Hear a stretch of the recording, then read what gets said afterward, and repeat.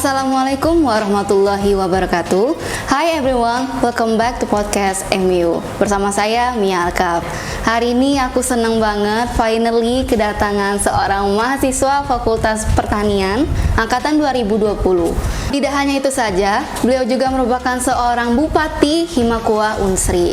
Please welcome Muhammad Abror. Halo Kak Abror. Halo Mia. Gimana nih Kak kabarnya Kak? Alhamdulillah sejauh ini baik. Alhamdulillah. Sebelumnya Kak Abror nih dari Ambon ya Kak tadi ya Kak? Iya, dari keliling Nusantara. Oh, udah jauh-jauh guys datang ke sini nyempetin waktunya. Aku makasih banget ya Kak udah datang ke sini. Sebuah kebanggaan juga lah kan bisa hadir di sini pertama kali malah. Oh, gitu. Oke Kak, aku mau tanya kegiatan akhir-akhir ini ngapain Kak? Lagi sibuk apa nih? Kalau kemarin memang sebenarnya saya baru sampai di Indralaya ini 3 hari yang lalu. Jadi kemarin tuh berkelana ke menjelajahi Indonesia, survei, dan sejauh ini sampai sekarang kegiatan lebih aktif ke organisasi karena kan kita libur toh, libur. Jadi lebih ke banyak kegiatan kemahasiswaan, kemudian juga bertemu dengan masyarakat dan berinteraksi dengan mahasiswa yang lainnya. Apalagi kan saya pas balik dari sana itu harus ada ibaratnya itu implementasi dari apa yang saya dapatkan. Jadi ya, salah satunya di sini saya mencoba berbagi pengalaman, berbagi cerita. Ya, mungkin barangkali bisa menjadi bermanfaat untuk orang yang menontonnya. Iya, oke, mantap. Kita sedikit flashback ya Kak. Ya, boleh. Kakak tadi kan dari Himakua, Himpunan Mahasiswa Aquaculture. Nah, aku penasaran nih Kak, apa sih alasan Kakak memilih Himakua ini masuk ke jurusan ini? Sebenarnya kalau dibicarain dari akar sampai ke pohon itu panjang. Waduh. Tapi secara umum memang karena hati, karena memang dedikasi untuk bagaimana kita mencoba mengaplikasikan diri kepada masyarakat melalui jurusan ini. Juga jurusan ini saya lihat prospeknya itu begitu besar. Karena kan yang perikanan kelautan itu masih banyak yang belum tereksploitasi. Nah, apalagi kita di perikanan ini bisa nanti menjadi pengusaha, bisa jadi PNS dan yang lain. Karena prinsip jurusan ini bukan mencari kerja, tapi bagaimana menciptakan lapangan pekerjaan untuk orang lain yang membutuhkan. Jadi samping untuk diri sendiri juga bermanfaat untuk orang lain. Walaupun memang seiring berjalannya waktu namanya mahasiswa semakin tinggi, kayak ada merasa kurang tepat. Ini kayaknya dulu aku salah nih jurusan ini. Padahal ya itulah yang namanya proses toh. Tapi alhamdulillah sejauh ini dijalani dengan baik. Alhamdulillah dapat hikmah dan baguslah di sini jurusan perikanan. Jalani baik Kak ya? Jalanin aja di program studi budidaya perairan. Oke. Kakak selama kuliah ini ngambil organisasi apa aja Kak? Apa ya? Banyak nih kayaknya. Enggak sih, sebenarnya tujuan dulu organisasi saya itu sebenarnya ingin menambah ilmu toh. Jadi dimanapun organisasi tujuannya itu untuk menambah ilmu, entah itu backgroundnya apa. Jadi saya pernah ikut di organisasi keilmiahan BU Kurma itu dulu semester 1, semester 2 itu saya mencoba di hampir mungkin barangkali semua di BU Kurma, di lembaga dakwah, terus juga di BEM, di yang lainnya. Tapi seiring berjalannya waktu pasti ada yang namanya pengkerucutan organisasi dan alhamdulillah sekarang saya lebih fokus ke BEM kemudian ke Himakua. Oke, berarti awalnya tuh Kakak tuh mencari-cari coba-coba dulu dan akhirnya mulai pilih-pilih ini yang mulai tepat. Tapi gitu di organisasi lain juga saya sibuk, bukan sibuk ya, juga masih aktif, tidak semata-mata langsung keluar. Juga sekarang juga aktif di luar tuh di Himpunan Mahasiswa Aquaculture Indonesia dan Himapikani Nasional Indonesia juga. Wah, keren banget bukan Kak Abror ini. Dan aku mau tanya nih Kak, Himakua dan menjadi bupati ya Kak, dipercaya diamanahkan menjadi bupati. Itu awal mulanya tuh gimana sih Kak? Mungkin boleh diceritain dulu. Sebenarnya sebelum menjadi ketua harus menjadi anggota yang baik. Nah, anggota setuju. Kita kalau misalnya menjadi ketua harus aktif dulu, ikut organisasi, harus loyalitas terhadap organisasi tersebut. Dan dengan demikian loyalitas yang kita berikan kemudian diri kita yang kita mampu itu kepada orang lain pun menjadi percaya kepada kita, ibaratnya itu kan. Jadi ya saya berangkat dari kepercayaan kawan-kawan saya untuk memang bagaimana bisa menghimpun himpunan ini. Dan sebenarnya kalau secara prinsip perlakuan di lapangan itu bukan sebagai pengomando ketua, tapi malah sebagai melayani. Bagaimana keluhan dari mahasiswa apa yang kurang itu, disitulah peran dari seorang ketua atau untuk menyampaikan, gitu kan? menjembatani ke pihak birokrat kampus. Kegiatan di Himakua itu sendiri apa aja, Kak? Yang saya rasakan sejauh ini memang Himakua tuh masih termasuk golongan himpunan yang aktif. Jadi saya melaksanakan prinsip organisasi itu bagaimana mengupayakan pengoptimalisasian waktu. Jadi selama 1 tahun itu di awal kepengurusan saya itu fokus lebih kepada kegiatan-kegiatan internal. Jadi kegiatan pengkaderan, juga pekan wirausaha untuk mahasiswa budidaya perairan, terutama untuk pengasah kemampuan lah sebenarnya. Jadi kemudian selama 3 bulan ke depan baru kita masuk ke perluasan spektrum perkenalan Himakua. Jadi banyak program-program yang ditujukan untuk umum, untuk eksternal. Nah, pun sekarang sampai saat ini ya boleh dikatakan, boleh mungkin dicek di Instagram Himakua Unsri itu, alhamdulillah postingannya pun sudah banyak kegiatan-kegiatan yang barangkali bisa menjadi inspirasi untuk orang lain ataupun organisasi lain. Karena memang tujuan dari Himakua di samping jurusan untuk anggotanya untuk perikanan juga sebenarnya sebagai motivasi untuk mahasiswa-mahasiswa, apalagi mahasiswa baru, untuk bagaimana kita ketika kuliah itu bukan sekedar datang ke kelas kuliah mendapatkan IPK tinggi, tapi kita mengasah kemampuan kita, soft skill dan hard skill, agar nantinya berguna di masyarakat dan di lapangan pekerjaan. Karena yang menjadi persoalan saat ini, ya orang terlalu sibuk dengan IPK, dengan nilai, tapi lupa untuk mengupgrade diri. Bahwasanya kelas itu bukan tempat untuk mengupgrade diri seutuhnya. Dan nilai itu selembar ijazah itu berguna.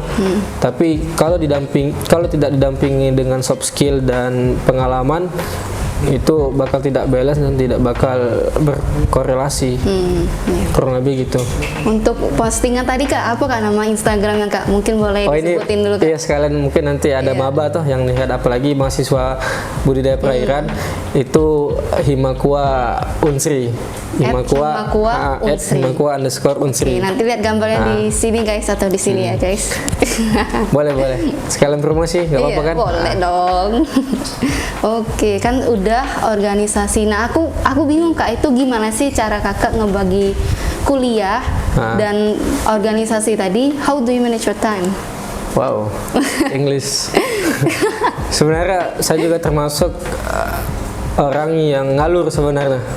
Gitu. Ketika memang jadi tidak ada manajemen waktu yang memang yang jangka panjang itu berprinsip gitu. Iya. Tapi memang sebenarnya itu tergantung kepada diri kita pribadi masing-masing, bagaimana kegiatan kita sebanyak apa, kemudian juga kita pribadi itu apakah orang yang memang mudah capek, orang yang mudah lelah, atau memang memiliki fit yang kuat. Nah, kembali ke pembagian waktu, itu sebenarnya waktu itu bukan dibagi sebenarnya, tapi diatur.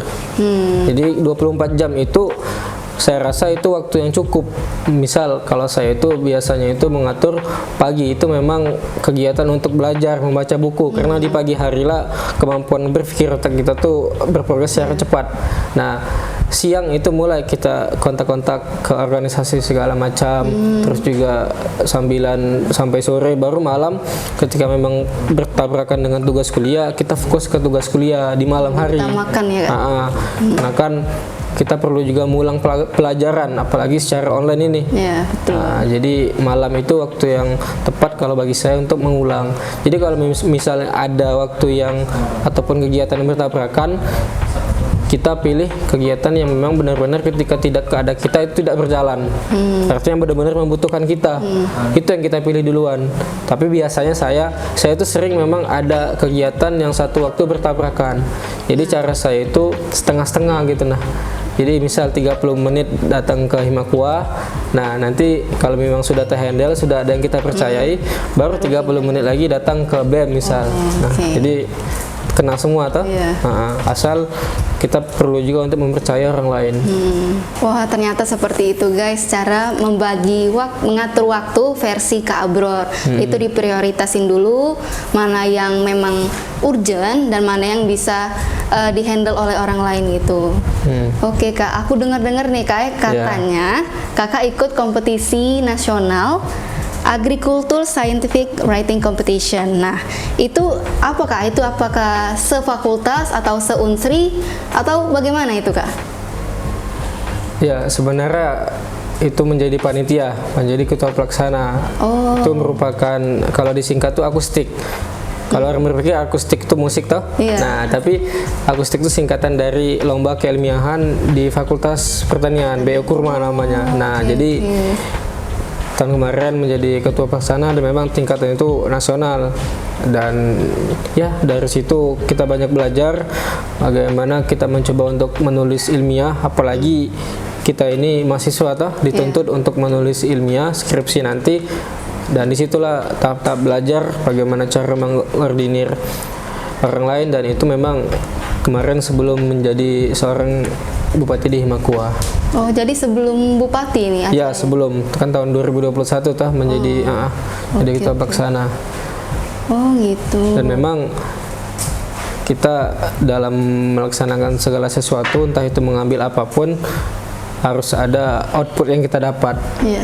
Jadi tidak hanya semata-mata oh saya mau, tapi tidak ada hal ataupun alasan yang jelas. Gak asal join aja ya. Oke. Kemudian ada lagi tuh delegasi apa itu Kak? Aku pernah dengar delegasi. Yang baru-baru ini tuh.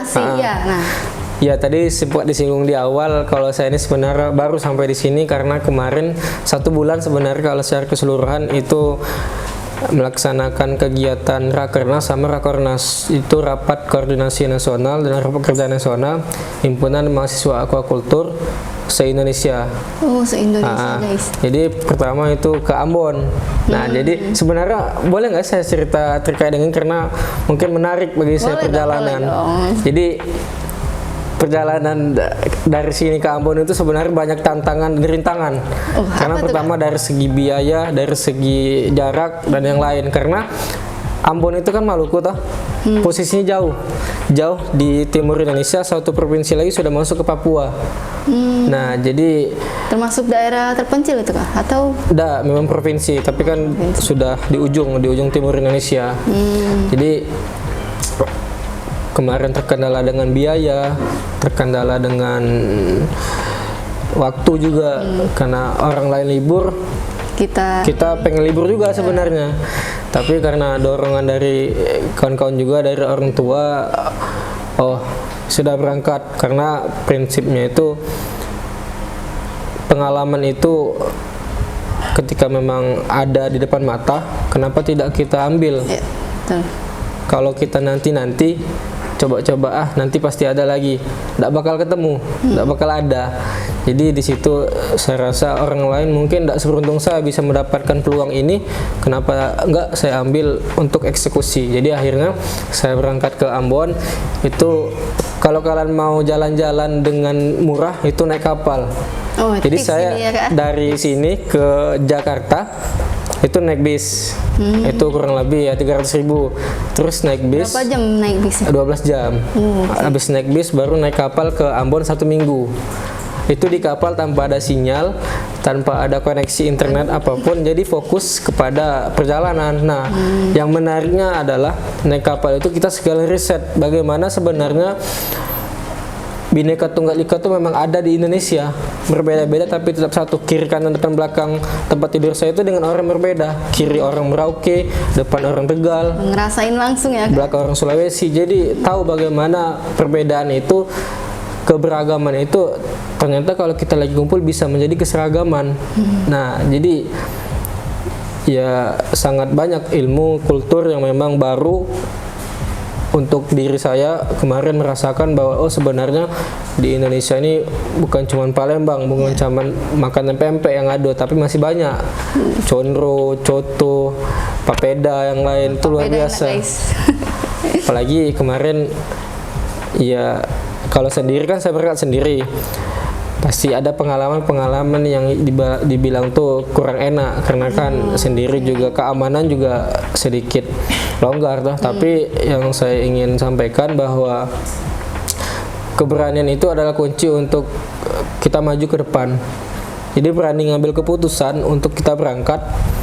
Kita tidak tahu ke depan apa yang terjadi, apa yang bakal menimpa kita, tapi kita yakin kepada diri kita dan kepada Tuhan bahwa kita ini bisa melakukan ini, dan kalau nggak sekarang kapan lagi. Kurang lebih gitu sih perjalanan saya. Lagi kemarin ketemu dengan orang-orang dari Unhas, orang-orang dari Mulia Warman, dari Undip, IPB, itu luar biasa yang memang didapatkan. Ini saya coba menginspirasi ataupun memberilah supaya kalian tuh harus berani mengambil, jangan karena jauh, jangan karena nggak ada uang jadi ngedon, jadi nggak jadilah. Karena kemarin tuh saya ngajak juga ya alasan nggak mau ya karena material, karena waktu karena jauh. Tapi ya sebagai mahasiswa kita cuma 4 tahun soalnya di sini, ya maksimalkanlah peluang-peluang keliling-keliling ke Indonesia. Apalagi udah di depan mata nih. Apalagi udah di depan mata, karena kita tuh kalau pergi tuh jangan cuman ngambil jalan-jalannya aja, tapi ngambil pengalaman, interaksi dengan orang lain. Kuncinya kalau kita mau merantau ini, bukan saya mengajarkan, tapi yang apa yang saya dapatkan itu ramah sebenarnya, ramah. Kalau kita ramah ke orang lain itu bakal ramah kepada kita. Jadi ramah dan senyum sebenarnya. Iya, alhamdulillah sekarang kalau kita kemana-mana, saya kemana-mana enak gitu, ada relasi, ada channel menghubungin gitu, kurang lebih gitu sih. Ini mohon maaf panjang ini karena memang menarik kemarin tuh perjalanan. Kalau mau diusut tuntas mah lebih panjang lagi. Nah, durasi kebablasan toh. Ini toh aja kebawaan bahasa Makassar. Iya. Berarti secara tidak langsung menginspirasi kakak juga kan, menginspirasi orang lain dari itu tadi ya kan. Oke, keren banget guys, tepuk tangan dulu dong. Oh, biasa aja sebenarnya. Nanti kalian bisa jadi pergi-pergi gitu, asal mau lah. Asal ada kemauan. Aku mau tanya nih kak, gimana ya, sih? Saya mau jawab. Gimana sih?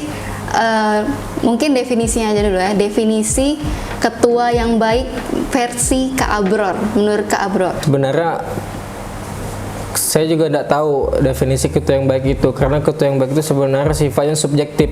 Bagaimana cara pandang orang lain melihat kita. Kita sebagai ketua, orang lain itu melihat kita tuh bagaimana, apakah baik atau tidak, itu kan subjektif pribadi dari masing-masing. Jadi kita tidak boleh generalisir. Nah, jadi tapi kalau saya kerucuti ya, ketua itu dia itu mampu mengontrol, mampu mengayomi, dan mampu mengajak. Jadi dia mampu bagaimana mempengaruhi orang lain dengan ajakan dia, kemudian dia mampu untuk mengontrol orang yang segitu banyak, dan juga dia mampu mengayomi ketika memang dia ada anggotanya ada apa-apa, dia itu hadir paling pertama. Standby ya. Standby yang paling pertama. Juga ketika ketua itu kan bukan bos. Bos itu nyuruh, lakukan dek, tolong ini dek, malah tidak pakai tolong kan, dek laku ini nih, abang tidak mau tawarin selesai. Nah, tapi prinsip yang digunakan ketua yang memang menurut saya itu subjektif saya baik, ketika kita ambil contoh lagi ngurus surat. Nah, jadi kita contohkan dulu, ini dek alur ngurus surat, nanti ke depan abang tidak lagi ya, kalian mandiri karena sudah abang ajarin. Nah, gitu sebenarnya. Itu kembali ke masing-masing. Perspektif masing-masing orang ya kak. Sebenarnya kita di sini kan semuanya itu pemimpin, ketua dari keluarga. Ini pun mungkin kalian ada ketuanya toh. Nah, jadi iya, bagaimana cara kalian tuh untuk mensejukkan sebuah organisasi itu sebenarnya? Kak Abror, aku boleh minta harapan nih nggak buat teman-teman yang lagi nonton nih, yang masih ragu untuk ikut organisasi, yang malah enak jadi mahasiswa kupu-kupu nih, yang kuliah pulang gitu. Silakan kak. Sebagai manusia ya, saya sebenarnya tak banyak berharap kepada kalian sebagai manusia. Jangan berharap. Karena kita kalau berharap lebih ya ujung-ujungnya menyakiti diri, ekspektasi selalu tinggi tapi realitanya ya bukan itu yang kita iba-ibakan kan, nambah-nambahkan. Tapi memang kalau untuk mahasiswa yang dikatakan kupu-kupu, kan ada kupu-kupu, ada kura-kura, kuliah pulang, kuliah rapat. Nah, jadi kalau untuk kupu-kupu sebenarnya apa ya? Itu tidak salah sebenarnya. Itu tergantung bagaimana kalian itu bertujuan dalam berkuliah. Ada orang yang kuliah memang fokus untuk jadi dosen misal. Nah, berarti ya dia fokusnya kuliah S1, S2, S3. Kalau untuk yang memang hobi berinteraksi dengan orang lain, hobi untuk berkomunikasi, ya organisasi memang jalannya. Tapi yang perlu diingat bahwa kita ini nanti setelah lulus itu bukan hidup pribadi, bukan hidup mandiri, tapi hidup dengan orang banyak. Manusia makhluk sosial. Jadi kalau kita tidak mampu untuk membantu orang lain, mempengaruhi orang lain menjadi lebih baik, menjadi bermanfaat, ya percuma ilmu yang kita dambakan. Apalagi ketika kita lulus, orang masyarakat itu tahu bahwa kita ini serba bisa, S1 itu serba bisa. Nah, kalau dari kuliah ini tidak kita asah kemampuan kita berkomunikasi, kemudian juga kemampuan hal-hal kecil seperti apa ya, pokoknya hal-hal kecil lah ya.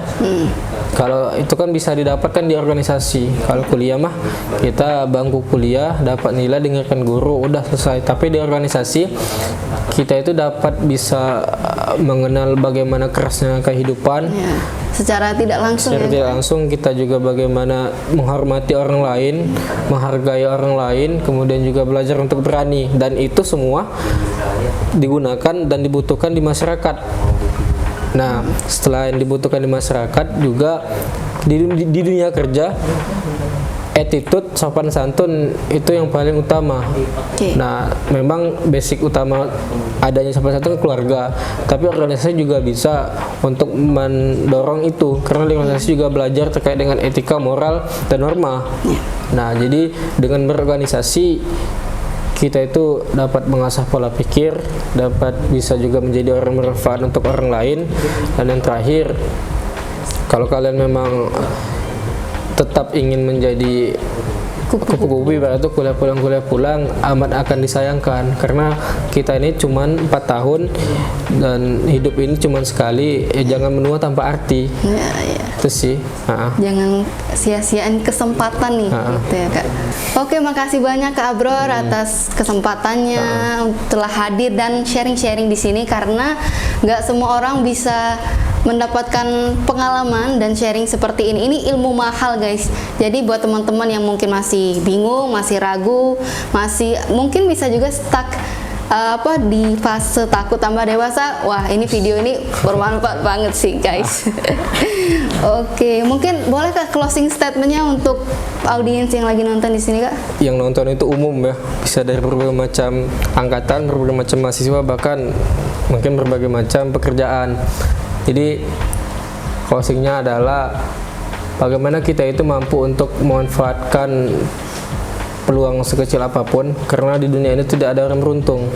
Orang beruntung itu adalah orang yang berani mengambil kesempatan sekecil apapun. Nah, itu orang beruntung.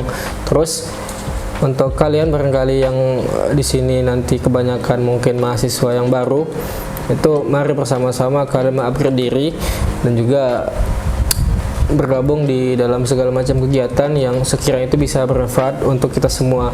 Dan apa yang saya sampaikan tadi sebenarnya itu kan saya memiliki pengetahuan ibaratnya itu, dan mungkin tidak lebih daripada kawan-kawan yang di sini ataupun yang di layar kaca. Dan pengetahuan itu tidak akan menjadi ilmu kalau tidak dibagikan. Jadi momen hadirnya di sini bukan untuk ria, bukan untuk menyampaikan sombongan, tapi untuk berbagi pengetahuan agar pengetahuan yang saya dapatkan itu ilmu. Karena Rasulullah mengajarkan adab kita menuntut ilmu itu selain dari niat yang lurus, itu kita amalkan dan kita bagikan kepada orang lain. Nah, jadi tetap semangat dan tetap berbagi ilmu untuk sesama. Jangan lupa tetap semangat berkuliah, apalagi masih libur. Dan barangkali nanti untuk mahasiswa baru, ya janganlah kuliah hanya sekedar kuliah, manfaatkan waktu sebaik mungkin. Dan sampai jumpa di lain kesempatan, dan terima kasih banyak kepada My Unsri. Ya, terima kasih kembali Kak Abros. Ya, mungkin ada jargon kalau dari Himakua. Boleh ada. dong, boleh dong. Salam Bahari, Salam jaya selalu. BDA bangga, BDA basah, tidak makan ikan, tenggelamkan. Oke, makasih banyak Kak Abros. Sekali lagi makasih banget. It means a lot to us. Dan juga terima kasih banget kepada teman-teman yang udah nonton sampai akhir. Aku tutup. Wabillahi taufiq wal hidayah. Assalamualaikum warahmatullahi wabarakatuh. Bye. Waalaikumsalam warahmatullahi wabarakatuh.